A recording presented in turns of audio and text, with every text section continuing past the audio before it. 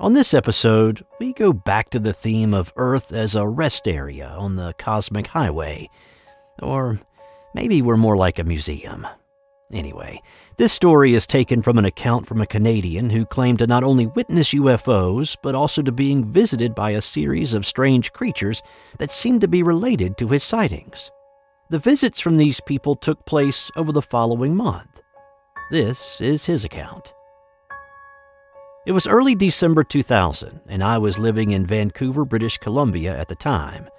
A few days prior to the start of the events I want to tell you about, I saw two low-flying objects, UFOs, near where I live. And this happened for 2 successive nights. One of the flying objects was huge, and it made this sort of rumbling noise. I noticed it had a tail shaped like a V and 2 rows of round and oblong windows. It was black, silver, and gray in color.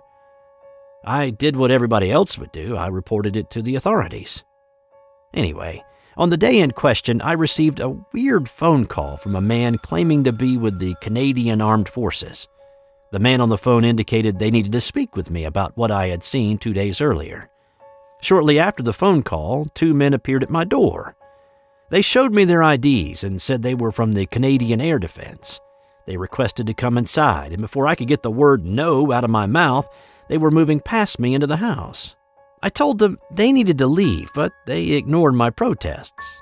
They walked into my kitchen, and upon noticing my microwave, they both paused and then moved away from it very quickly. I was still incredulous and asked them several more times to leave, but they continued to ignore me. They moved into the living room, sat down, and one of them pulled out a device. It turned out to be a recording device, and the man inserted this small disc about the size of a quarter into it. The 2 men were olive-skinned and had these weird slanted eyes. Each wore glasses with these really thick rims. They had on gray suits with black shirts. One had a white tie, and the other was buttoned up to the neck. The one with the tie had a clip that contained a red stone that flickered. The other had a ruby ring surrounded with diamonds, it looked like. His watch had a square face, but I didn't see any hands on the watch. Instead, it had these buttons around the outer edges that periodically illuminated from white to green to a pinkish-purplish color. Another weird thing I noticed, the watch strap, which looked like it was solid steel, seemed to be molded into this person's skin. There wasn't any indication where the watch band ended and his skin began. And when I looked down, I could see both of these men had really big feet. I mean, they were in the size 13 to 15 range. Everything about them was weird and off-putting. I have 2 cats and a dog, and I had never seen them act so crazily as I did while these 2 were there. My cats seemed to be agitated, and my dog was upstairs just barking the entire time. When sitting, the 2 men never relaxed. They sat rod straight with stiff backs. They never spoke to each other either. Before they started asking me questions, one of them reached his hand over towards me. I think he was looking at my watch. When he touched my arm, his hand was cold and clammy. It didn't seem to have any human warmth to it. They started asking me about the strange objects I had seen in the sky 2 days prior. While I responded, one of them was taking notes, but in an odd shorthand. They never broke eye contact with me, either when they spoke or when I was responding. The look was magnetic, almost like they were peering into my brain. They asked a few questions, and after only a few minutes, they got up to leave, passing through the kitchen again and again, avoiding the microwave like Superman avoids kryptonite. But they didn't leave the area immediately. Why did they ask you? What? Why did they ask you? Why did...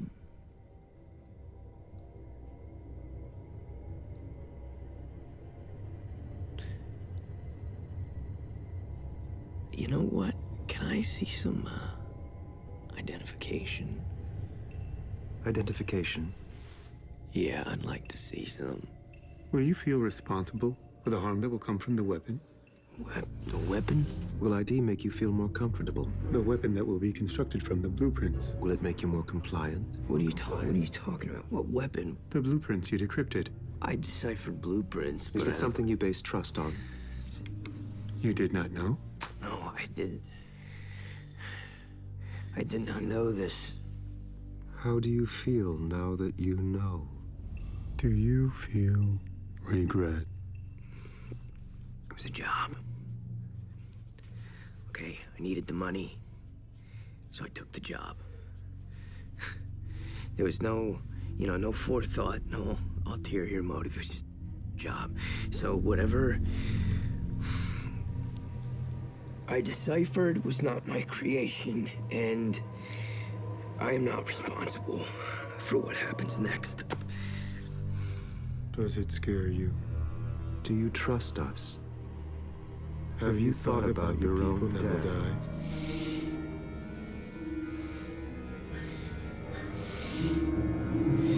No. All right, you guys, you gotta go.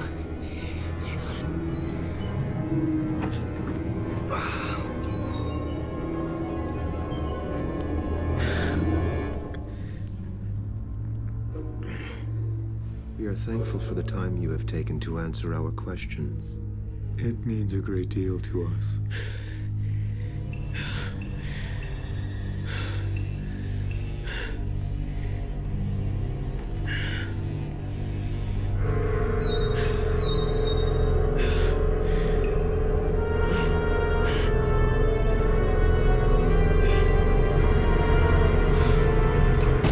When they went outside, they spent another half hour going over the ground with a scientific instrument, maybe a Geiger counter or something like that. I stayed in the house while they were conducting their research outside. I kept a close eye on them, though, or at least I tried to. As they moved from the back of the house around to where my driveway is on the side of the house, I moved from the kitchen to the bedroom so I could keep following them around the side. But as I got to the bedroom and looked out the window, I couldn't see him.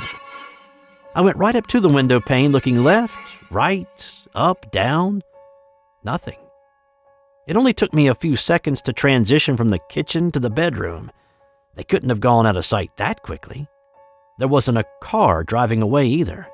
I didn't hear a car door slam or any other noise for that matter. They simply vanished.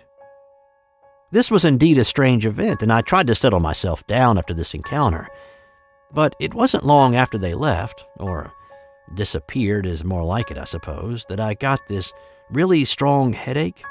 I don't get migraines, but from all indications, that's what it was. It was really unpleasant. My face felt like it was on fire, and I noticed it was red. I started to tear up, and my eyes felt gritty like they had been sandblasted. I went back to where I had been sitting and talking with the two gentlemen to relax a bit. And that's when I noticed that just behind the couch where the two men had been sitting, there was a plastic Windex bottle on the windowsill. It was probably a distance of only 6 inches away from where one of them had been sitting. The bottle was partially melted, as if heat had been directly applied to it. It didn't get that way from sitting in the window. Next to it was an old cassette tape, and it was warped in the same way. I didn't think about it too long because I was kind of tired and I had this pounding headache, so I dozed off a short while later, and I had one of the most vivid dreams I have ever had.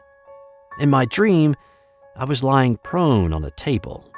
The room was round with a really bright light overhead. I had the weird sensation of being touched. I woke up a little later, feeling a little groggier than normal. Having that dream 2 days after seeing UFOs and just a little while after my strange visit with 2 strange-acting men freaked me out, to say the least. 2 days later, I went out the back door of my house, and there were the 2 men I had spoken with. They were in my driveway. They were dressed in these white coveralls. One of them had the scientific instrument in his hand, again, a Geiger counter, I don't know, hovering it over the ground, while the other one held a parabolic microphone and earphones, pointing it skyward as if he was searching for something. The wires from the microphone and earphones were connected to a black belt around his waist. Then he produced what may have been a camera, and he pointed it towards the area where I had originally seen the first UFO. Again, there was no verbal communication between the two of them. I looked around, and could not see a car that they had arrived in. Looking back on this now, I know this was strange, but at the time, my rational mind was trying to make sense of everything, and what didn't make sense, I filled in the gaps with placeholders, vowing to figure out what was happening later. I got a few days' rest from the craziness until just before Christmas, and that's when a different man showed up at my door. He identified himself with the last name Smith, showed me his information, and said that he wanted to take a closer look at my watch. I know, more weirdness. But after the meeting with the other two, I didn't feel threatened at all. It was just weird.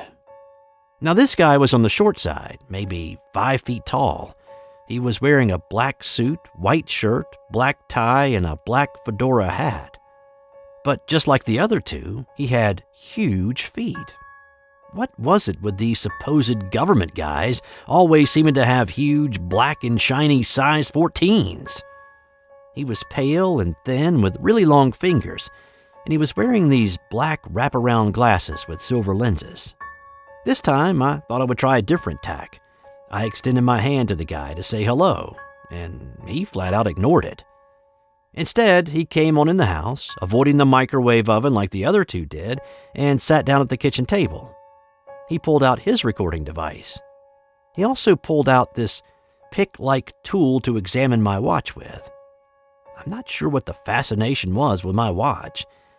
And then he reached into his briefcase, pulled out some paper, a silver pencil with a red top, and a pen-like flashlight that emitted a pinkish, pencil-thin beam which scanned the interior of the watch.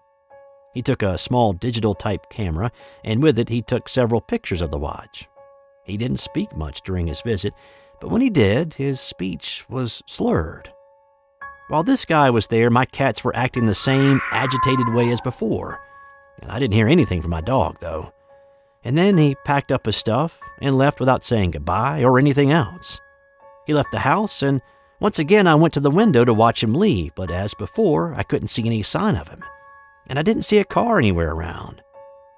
Walking back into the kitchen, I noticed there was a hair blower nozzle that was nearby to where the stranger had been sitting, and it was melted, just like the Windex bottle in the cassette tape earlier.